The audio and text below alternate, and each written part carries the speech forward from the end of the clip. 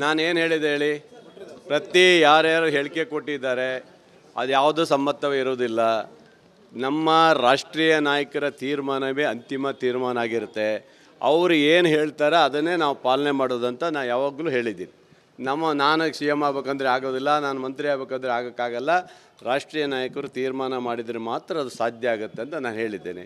ಹಾಗಾಗಿ ಅವು ಸಾಹೇಬರು ಹೇಳೋದು ಸತ್ಯ ಇದೆ. ಅದು ರಾಷ್ಟ್ರೀಯ ನಾಯಕರು ಏನು ತೀರ್ಮಾನ ಮಾಡ್ತಾರೆ ಅವರು ಮುಂದುವರಿಸಂದರೆ ಮುಂದುವರಿತಾರೆ, ಬೇಡ ಅಂದರೆ ಅವರ ಏನು ಪಾತ್ರ ಇದೆ ಅದು ಮಾಡ್ತಾರೆ. ಅದು ಹಾಗೆ ಹೇಳಿದ್ದಾರೆ, ಸಹಜವಾಗಿ ಹೇಳಿದ್ದಾರೆ. ನಾವು ಹೇಳಿದ್ದು ಅದೇನೆ. ಅದು ಗೊತ್ತಿಲ್ಲ, ಅದು ಒಪ್ಪಂದಗಳ ವಿಚಾರನ ನಮಗೆ ಗೊತ್ತಿಲ್ಲ. ನಾವೊಬ್ಬ MLA ಆಗಿ ರಾಷ್ಟ್ರೀಯ ನಾಯಕರ ತೀರ್ಮಾನಕ್ಕೆ ನನಗೆ ಗೊತ್ತಿರೋದಿಲ್ಲ. ಅದು ಒಪ್ಪಂದಗಳು ನಮ್ಗೆ ಗೊತ್ತಿಲ್ಲ. ಬಟ್ ಸಹಜವಾಗಿ ಏನಾದರೂ ತೀರ್ಮಾನ ಮಾಡೋದಿದ್ರೆ ಅದು ರಾಷ್ಟ್ರೀಯ ನಾಯಕರೇ ತೀರ್ಮಾನ ಮಾಡ್ತಾರೆ. ಅದರಿಂದ ಆ ಸಮಸ್ಯೆ ಬರೋಲ್ಲ ಅನಿಸ್ತದೆ ನನಗೆ.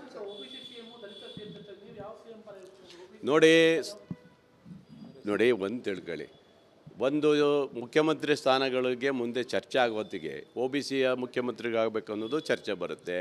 SC ST ಇದರಲ್ಲೂ ಬರುತ್ತೆ. ಎಲ್ಲ ಹಿಂದುಳಿದ ವರ್ಗದಲ್ಲೂ ಎಲ್ಲರೂ ಮಿಕ್ಸಾಗಿ ಬರ್ತಾರೆ. ಈಗ ಇಲ್ಲ ಅಂತೆಲ್ಲ. ಒಂದು ಸಭೆ ಮಾಡೋದು ಇನ್ನೊಂದು ಮಾಡೋದು ಅವ್ರ ವೈಯಕ್ತಿಕ ಇರುತ್ತೆ. ಅದನ್ನು ಮಾಡೋದು ಬಿಡೋದು. ಇವತ್ತು ಈಗ CM ಮಾಡಬೇಕಾದ್ರೆ ಈಗ ಹಿಂದುಳಿದ ವರ್ಗದವ್ರಿಗೂ ಮಾಡಬೇಕಾದ್ರೆ ಕೇಳೋದು ಯಾರನ್ನ ಕೇಳ್ತಾರೆ ಅಲ್ವಾ? ಅವ್ರ ಹಕ್ಕುಗಳನ್ನು ಕೇಳ್ತಾರೆ. ಕೇಳೋದು ಬೇಡ ಅನ್ನೋಕ್ಕಾಗತ್ತಾ?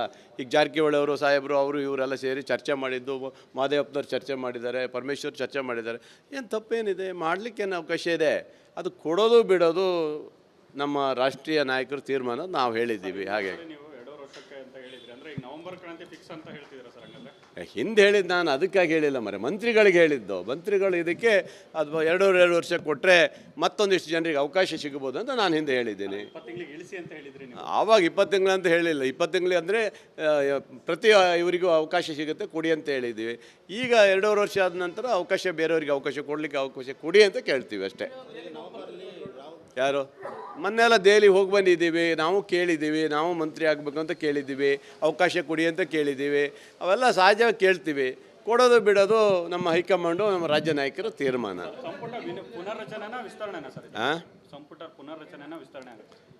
ಎರಡೂ ಮಾಡ್ಬೋದು. ಹೇಳಕ್ಕೆ ಇದಾಗ್ಬೋದು ಅಥವಾ ವಿಸ್ತರಣೆನೂ ಆಗ್ಬೋದು, ಪುನರ್ರಚನೆನೂ ಆಗ್ಬೋದು ಅಲ್ವಾ? ಒಟ್ಟಲ್ಲಿ ನೋಡೋಣ, ಗೊತ್ತಿಲ್ಲ ನನಗೆ ಅದ್ರ ಬಗ್ಗೆ. ನಾನು ಹೇಳಕ್ಕೆ ಹೋಗೋದಿಲ್ಲ. ಅಲ್ಲಮ್ಮ, ನೀವು ಮತ್ತು ಕ್ರಾಂತಿ ನವಂಬರ್ ಕ್ರಾಂತಿ ಅಂತ ಹೇಳಿ ಇಡೀ ರಾಜ್ಯದಲ್ಲಿ ಎಲ್ಲ ಜನರಲ್ಲೂ ಕ್ರಾಂತಿ ಬಗ್ಗೆನೇ ಶುರುವಾಗಿದ್ದಲ್ಲ. ಅದರಿಂದ ಶಾಂತಿ ಆಗಬೇಕಾದ್ರೆ ರಾಹುಲ್ ಗಾಂಧಿ ಅಂಥವ್ರು ಬರಲೇಬೇಕಲ್ಲ.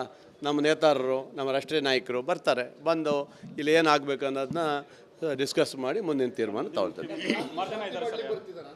ಕ್ರಾಂತಿ ಯಾವುದೂ ಇಲ್ಲ. ನೀವು ಹೇಳೋದು ಕ್ರಾಂತಿಗಳಂತ ಹೇಳ್ದೆ. ನಾನು ಮೊನ್ನೆಯಿಂದ ಹೇಳ್ತಿದ್ದೆ, ಇದು ಶಾಂತಿಯುತವಾಗಿ ರಾಜ್ಯ ಸರ್ಕಾರದಲ್ಲಿ ತೀರ್ಮಾನ ಮಾಡ್ತಾರೆ, ಕೇಂದ್ರ ನಾಯಕರು ತೀರ್ಮಾನ ಮಾಡ್ತಾರೆ. ಯಾವುದೇ ಗೊಂದಲ ಆಗೋದಿಲ್ಲ. ಖಂಡಿತವಾಗಿಯೂ ಬಿಹಾರ ಚುನಾವಣೆ ನಂತರ ಇದೆಲ್ಲ ಸಮಾನ ಆಗುತ್ತೆ.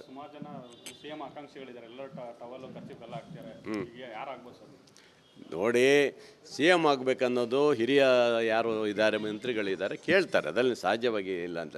ಈಗ ನಾನು ಮಂತ್ರಿ ಕೇಳ್ತೆ ಅಲ್ವನ್ರಿ, ನನಗೆ ಮಂತ್ರಿ ಆಗಬೇಕನ್ನೋ ನಾನು ಒಬ್ಬ ಸೀನಿಯರ್ ಇದ್ದೀನಿ, 3 ಸಾರಿ ಗೆದ್ದಿದ್ದೀನಿ, ಒಬ್ಬ ಹಿಂದುಳಿದ ವರ್ಗದಲ್ಲಿ ಬಂದಿದ್ದೀನಿ, ನನಗೊಂದು ನಾಯಕತ್ವ ಕೊಡಿ, ನನಗೊಂದು ಮಂತ್ರಿ ಸ್ಥಾನ ಕೊಡಿ ಅಂತ ಕೇಳ್ತೀನಿ. ನನ್ನ ಹಕ್ಕು ಕೇಳೋಕ್ಕೆ ಏನು ತಪ್ಪಿದೆ?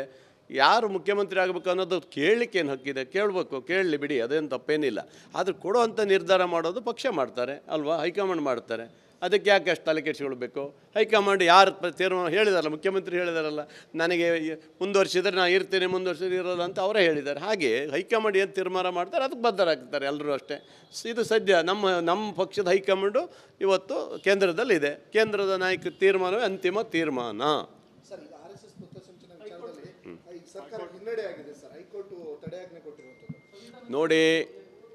ನೋಡಿ ಈಗ ಇವತ್ತು ಕೇಂದ್ರದ ಕೋರ್ಟ್ಗಳ ಆದೇಶಗಳನ್ನ ನಾವು ಪಾಲನೆ ಮಾಡಬೇಕು. ಅದ್ರ ಬಗ್ಗೆ ನಾವು ಯಾವುದು ಚರ್ಚೆ ಮಾಡೋಕ್ಕೆ ಹೋಗೋದಿಲ್ಲ. ನಮ್ಮಲ್ಲಿ ಬೇಡ ಅಂತ ಏನು ಹೇಳಿದರು, ಶಾಲೆಗಳಲ್ಲಿ ಇತರ ಸ್ಥಳದಲ್ಲಿ ಮಾಡಲಿಕ್ಕೆ ಕೊಡ್ಬಿಡಿ, ಪರ್ಮಿಷನ್ ತೊಗೊಂಡು ಕೊಡಿ ಅಂತ ಕೇಳಿದ್ದಾರೆ. ಅದಕ್ಕೆ ಹೈಕೋರ್ಟ್ ಅವರೇನೋ ಕೋರ್ಟಿಗೆ ಹೋಗಿದ್ದಾರೆ, ಕೋರ್ಟಲ್ಲಿ ಆದೇಶ ಕೊಟ್ಟಿದ್ದಾರೆ. ನ್ಯಾಯಾಧೀಶರ ಪಾಲನೆಗಳನ್ನು ನಾವು ಪಾಲನೆ ಮಾಡಲೇಬೇಕಾಯ್ತು. ಅವ್ರ ಆದೇಶಕ್ಕೆ ನಾವು ತಿರಸ್ಕಾರ ಮಾಡೋಕ್ಕೆ ಬರೋದಿಲ್ಲ. ಅವ್ರ ಆದೇಶ ಪಾಲನೆ ಮಾಡ್ತಾರೆ. ಅದಕ್ಕೆ ಚೀಮಾರಿ ಗಿಮಾರಿ ಅನ್ನೋ ಪ್ರಶ್ನೆ ಬರೋಲ್ಲ. ಇವತ್ತು ಹೈಕೋರ್ಟ್ ಏನು ಕೊಟ್ಟಿದ್ದಾರೆ ಅದ್ರ ಪಾಲನೆ ಮಾಡೋದು ನಮ್ಮ ಕೆಲಸ.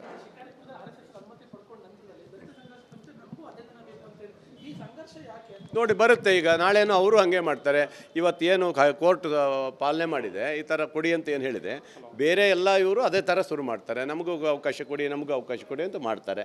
ಆವಾಗ ಘರ್ಷಣೆಗಳು ಆಗೋವಂಥದ್ದು ಆಗ್ಬೋದು, ಹೇಳೋಕ್ಕಾಗೋದಿಲ್ಲ. ಅದನ್ನು ತಪ್ಪಿಸುವಂಥ ಕೆಲಸ ಸರ್ಕಾರ ಮಾಡಬೇಕು. ನಾನೇನು ಹೇಳಿದೆ ಹೇಳಿ, ಯಾರ್ಯಾರು ಹೇಳಿಕೆ ಕೊಟ್ಟಿದ್ದಾರೆ ಅದು ಯಾವುದೂ ಸಮ್ಮತವೇ ಇರೋದಿಲ್ಲ. ನಮ್ಮ ರಾಷ್ಟ್ರೀಯ ನಾಯಕರ ತೀರ್ಮಾನವೇ ಅಂತಿಮ ತೀರ್ಮಾನ ಆಗಿರುತ್ತೆ. ಅವರು ಏನು ಹೇಳ್ತಾರೆ ಅದನ್ನೇ ನಾವು ಪಾಲನೆ ಮಾಡೋದಂತ ನಾನು ಯಾವಾಗಲೂ ಹೇಳಿದ್ದೀನಿ. ನಾನು ಸಿ ಎಮ್ ಆಗ್ಬೇಕಂದ್ರೆ ಆಗೋದಿಲ್ಲ, ನಾನು ಮಂತ್ರಿ ಆಗ್ಬೇಕಂದ್ರೆ ಆಗೋಕ್ಕಾಗಲ್ಲ. ರಾಷ್ಟ್ರೀಯ ನಾಯಕರು ತೀರ್ಮಾನ ಮಾಡಿದರೆ ಮಾತ್ರ ಅದು ಸಾಧ್ಯ ಆಗುತ್ತೆ ಅಂತ ನಾನು ಹೇಳಿದ್ದೇನೆ. ಹಾಗಾಗಿ ಅವು ಸಾಹೇಬರು ಹೇಳೋದು ಸತ್ಯ ಇದೆ. ಅದು ರಾಷ್ಟ್ರೀಯ ನಾಯಕರು ಏನು ತೀರ್ಮಾನ ಮಾಡ್ತಾರೆ ಅವರು ಮುಂದುವರಿಸಂದರೆ ಮುಂದುವರಿತಾರೆ, ಬೇಡ ಅಂದರೆ ಅವ್ರದ್ದು ಅವರ ಏನು ಪಾತ್ರ ಇದೆ ಅದು ಮಾಡ್ತಾರೆ. ಅದು ಹಾಗೆ ಹೇಳಿದ್ದಾರೆ, ಸಹಜವಾಗಿ ಹೇಳಿದ್ದಾರೆ. ನಾವು ಹೇಳಿದ್ದು ಅದೇನೆ. ಅದು ಗೊತ್ತಿಲ್ಲ. ಅದು ಒಪ್ಪಂದಗಳ ವಿಚಾರನ ನಮಗೆ ಗೊತ್ತಿಲ್ಲ. ನಾವೊಬ್ಬ MLA ಆಗಿ ರಾಷ್ಟ್ರೀಯ ನಾಯಕರ ತೀರ್ಮಾನಕ್ಕೆ ನನಗೆ ಗೊತ್ತಿರೋದಿಲ್ಲ. ಅದು ಒಪ್ಪಂದಗಳು ನಮ್ಗೆ ಗೊತ್ತಿಲ್ಲ. ಬಟ್ ಸಹಜವಾಗಿ ಏನಾದರೂ ತೀರ್ಮಾನ ಮಾಡೋದಿದ್ರೆ ಅದು ರಾಷ್ಟ್ರೀಯ ನಾಯಕರೇ ತೀರ್ಮಾನ ಮಾಡ್ತಾರೆ. ಅದರಿಂದ ಆ ಸಮಸ್ಯೆ ಬರೋಲ್ಲ ಅನಿಸ್ತದೆ ನನಗೆ.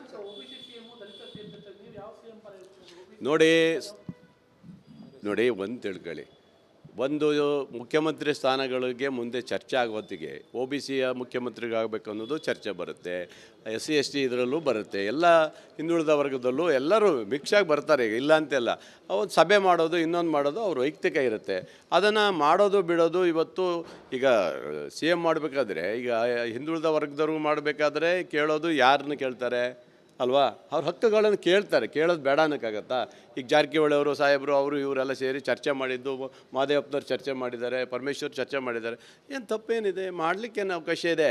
ಅದು ಕೊಡೋದು ಬಿಡೋದು ನಮ್ಮ ರಾಷ್ಟ್ರೀಯ ನಾಯಕರು ತೀರ್ಮಾನ ನಾವು ಹೇಳಿದ್ದೀವಿ. ಹಾಗೆ ಹಿಂದೆ ಹೇಳಿದ್ದು ನಾನು ಅದಕ್ಕಾಗಿ ಹೇಳಿಲ್ಲ ಮರೆ, ಮಂತ್ರಿಗಳಿಗೆ ಹೇಳಿದ್ದು. ಮಂತ್ರಿಗಳು ಇದಕ್ಕೆ ಅದು 2 ವರ್ಷ ಕೊಟ್ಟರೆ ಮತ್ತೊಂದಿಷ್ಟು ಜನರಿಗೆ ಅವಕಾಶ ಸಿಗ್ಬೋದು ಅಂತ ನಾನು ಹಿಂದೆ ಹೇಳಿದ್ದೀನಿ. ಆವಾಗ 20 ತಿಂಗಳು ಅಂತ ಹೇಳಿಲ್ಲ. 20 ತಿಂಗಳು ಅಂದರೆ ಪ್ರತಿ ಇವರಿಗೂ ಅವಕಾಶ ಸಿಗುತ್ತೆ ಕೊಡಿ ಅಂತ ಹೇಳಿದ್ದೀವಿ. ಈಗ 2 ವರ್ಷ ಆದ ನಂತರ ಅವಕಾಶ ಬೇರೆಯವರಿಗೆ ಅವಕಾಶ ಕೊಡಲಿಕ್ಕೆ ಅವಕಾಶ ಕೊಡಿ ಅಂತ ಕೇಳ್ತೀವಿ ಅಷ್ಟೇ. ಯಾರು ಮೊನ್ನೆಲ್ಲ ದೆಹಲಿ ಹೋಗಿ ಬಂದಿದ್ದೀವಿ, ನಾವು ಕೇಳಿದ್ದೀವಿ. ನಾವು ಮಂತ್ರಿ ಆಗಬೇಕು ಅಂತ ಕೇಳಿದ್ದೀವಿ, ಅವಕಾಶ ಕೊಡಿ ಅಂತ ಕೇಳಿದ್ದೀವಿ. ಅವೆಲ್ಲ ಸಹಜವಾಗಿ ಕೇಳ್ತೀವಿ. ಕೊಡೋದು ಬಿಡೋದು ನಮ್ಮ ಹೈಕಮಾಂಡು, ನಮ್ಮ ರಾಜ್ಯ ನಾಯಕರ ತೀರ್ಮಾನ.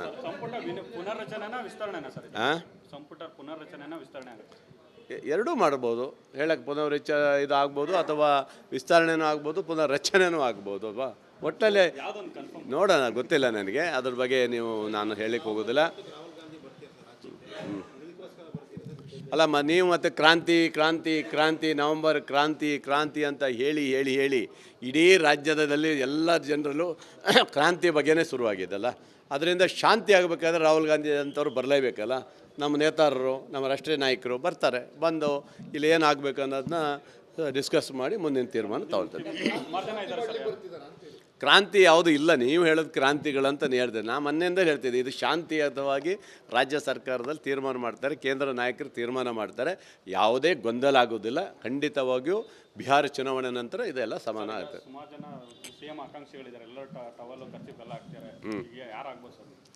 ನೋಡಿ, CM ಆಗಬೇಕನ್ನೋದು ಹಿರಿಯ ಯಾರು ಇದ್ದಾರೆ, ಮಂತ್ರಿಗಳಿದ್ದಾರೆ, ಕೇಳ್ತಾರೆ. ಅದರಲ್ಲಿ ಸಹಜವಾಗಿ ಇಲ್ಲ ಅಂತ.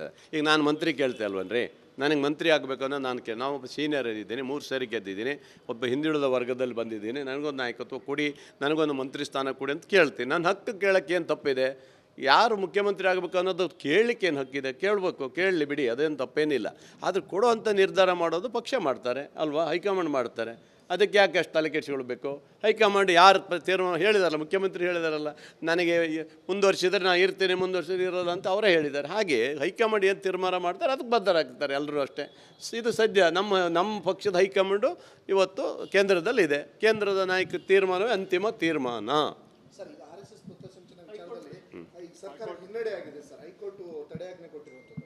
ನೋಡಿ ನೋಡಿ ಈಗ ಇವತ್ತು ಕೇಂದ್ರದ ಕೋರ್ಟ್ಗಳ ಆದೇಶಗಳನ್ನು ನಾವು ಪಾಲನೆ ಮಾಡಬೇಕು. ಅದ್ರ ಬಗ್ಗೆ ನಾವು ಯಾವುದು ಚರ್ಚೆ ಮಾಡೋಕ್ಕೆ ಹೋಗೋದಿಲ್ಲ. ನಮ್ಮಲ್ಲಿ ಬೇಡ ಅಂತ ಏನು ಹೇಳಿದರು, ಶಾಲೆಗಳಲ್ಲಿ ಇತರ ಸ್ಥಳದಲ್ಲಿ ಮಾಡಲಿಕ್ಕೆ ಕೊಡ್ಬಿಡಿ, ಪರ್ಮಿಷನ್ ತೊಗೊಂಡು ಕೊಡಿ ಅಂತ ಕೇಳಿದ್ದಾರೆ. ಅದಕ್ಕೆ ಹೈಕೋರ್ಟ್ ಅವರೇನೋ ಕೋರ್ಟಿಗೆ ಹೋಗಿದ್ದಾರೆ, ಕೋರ್ಟಲ್ಲಿ ಆದೇಶ ಕೊಟ್ಟಿದ್ದಾರೆ. ನ್ಯಾಯಾಧೀಶರ ಪಾಲನೆಗಳನ್ನು ನಾವು ಪಾಲನೆ ಮಾಡಲೇಬೇಕಾಯ್ತು. ಅವ್ರ ಆದೇಶಕ್ಕೆ ನಾವು ತಿರಸ್ಕಾರ ಮಾಡೋಕ್ಕೆ ಬರೋದಿಲ್ಲ. ಅವ್ರ ಆದೇಶ ಪಾಲನೆ ಮಾಡ್ತಾರೆ. ಅದಕ್ಕೆ ಚೀಮಾರಿ ಗಿಮಾರಿ ಅನ್ನೋ ಪ್ರಶ್ನೆ ಬರೋಲ್ಲ. ಇವತ್ತು ಹೈಕೋರ್ಟ್ ಏನು ಕೊಟ್ಟಿದ್ದಾರೆ ಅದ್ರ ಪಾಲನೆ ಮಾಡೋದು ನಮ್ಮ ಕೆಲಸ.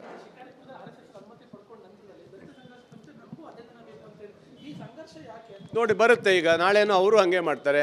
ಇವತ್ತೇನು ಕೋರ್ಟ್ ಪಾಲನೆ ಮಾಡಿದೆ, ಈ ಥರ ಕೊಡಿ ಅಂತ ಏನು ಹೇಳಿದೆ, ಬೇರೆ ಎಲ್ಲ ಇವರು ಅದೇ ಥರ ಶುರು ಮಾಡ್ತಾರೆ, ನಮಗೂ ಅವಕಾಶ ಕೊಡಿ ನಮಗೂ ಅವಕಾಶ ಕೊಡಿ ಅಂತ ಮಾಡ್ತಾರೆ.